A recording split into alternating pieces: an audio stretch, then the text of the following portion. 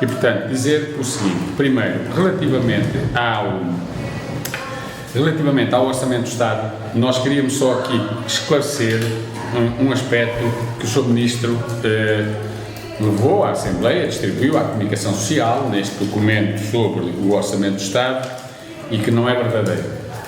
O Sr. Ministro da Educação leva aqui nesta apresentação, leva aqui um gráfico em que diz que 66% dos professores estão no topo da carreira. Era bom.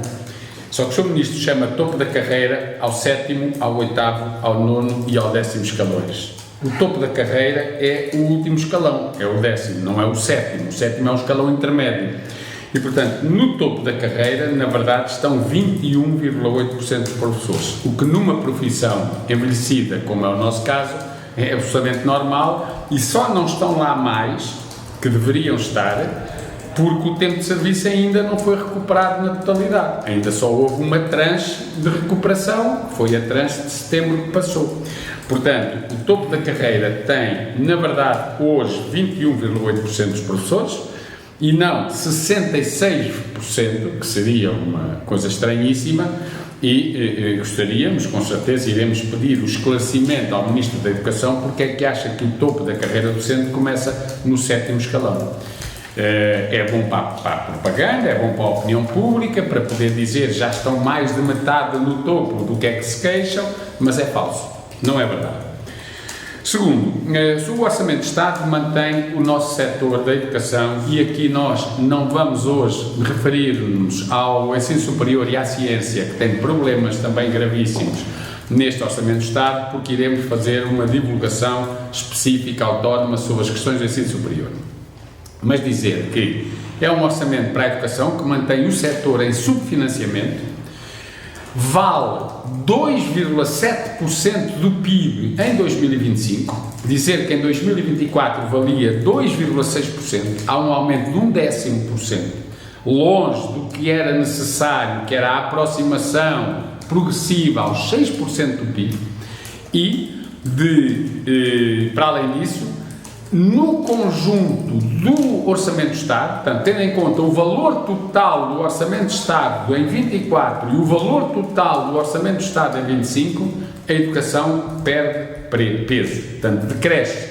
O valor, a percentagem da educação é mais baixa em relação ao total do orçamento, ou será mais baixa em 25 do que em 24. Acresce ainda que o chamado investimento do Ministério da Educação, ou na educação, resume-se a obras em curso e não a novas obras, nomeadamente de requalificação de escolas. Obras em curso. Ou então, exclusivamente no âmbito do PRR, a chamada digitalização. São verbas que são verbas comunitárias e, portanto, poder-se-á dizer, sem errar, que, na verdade, este Orçamento de Estado é um Orçamento de Estado de estagnação, é um Orçamento de Estado sem investimento e é um Orçamento de Estado que se limita, e no âmbito do PRR, à chamada, ao processo de digitalização. De resto, é um Orçamento de Estado, podemos dizer que é mais do mesmo. E que tem lacunas e que, portanto, a FENPROF vai apresentar aos grupos parlamentares, ao Governo não, porque o Governo já tem esta sua proposta, este seu projeto, 6 propostas para o Orçamento de Estado. Primeiro, o Orçamento de Estado tem que prever verba para que a revisão do ECD, do Estatuto da Carreira Docente, seja concluída até ao final deste ano letivo, portanto até junho, julho, agosto, e o novo ECD, revisto e valorizado, entra em vigor no próximo ano letivo. Isso significa que, se entrar em vigor no primeiro período, ou seja, em setembro de 2025, tem que haver verba para aqueles últimos meses, 4 meses, setembro, outubro, novembro e dezembro. Segundo, que o Orçamento do Estado contempla e não contempla verba para alargar o apoio a professores deslocados da área de domicílio e que, portanto, não se apliquem apenas esses apoios aos professores das 234 escolas a que se aplicam, mas também aos das restantes 574, que seja um apoio à deslocação de todos os que estão efetivamente deslocados.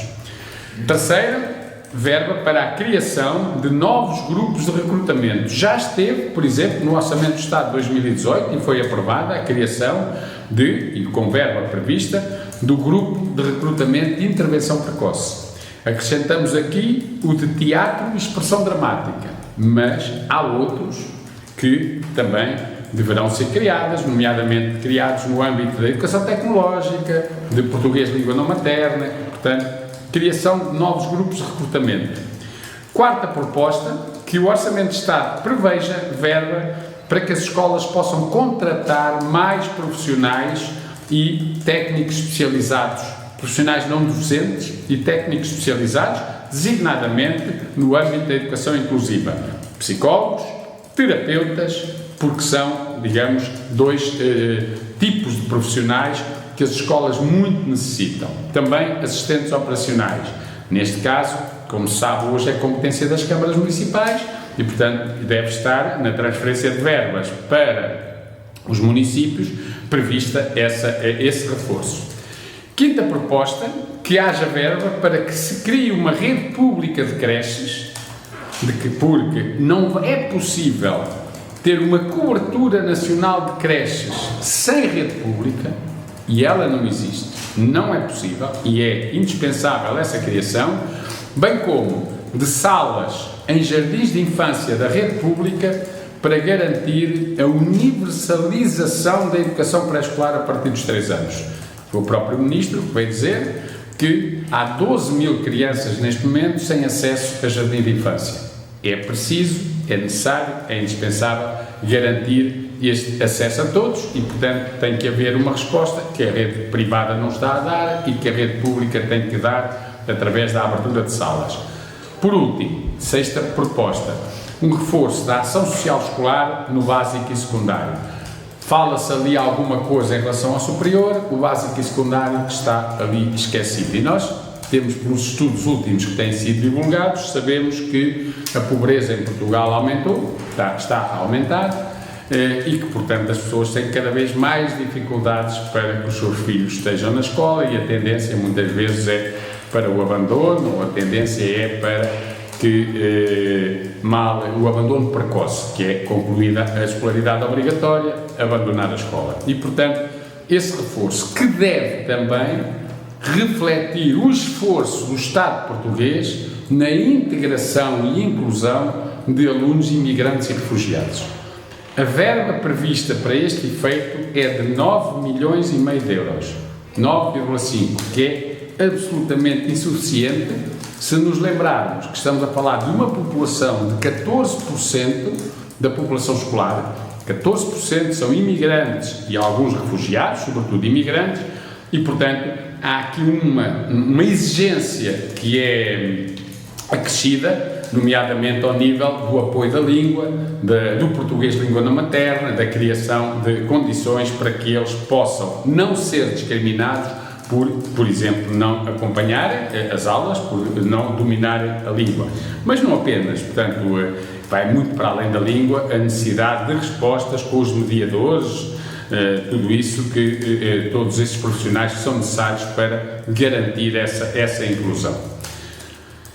Isto relativamente são as 6 propostas que iremos enviar aos grupos parlamentares para o Orçamento do Estado.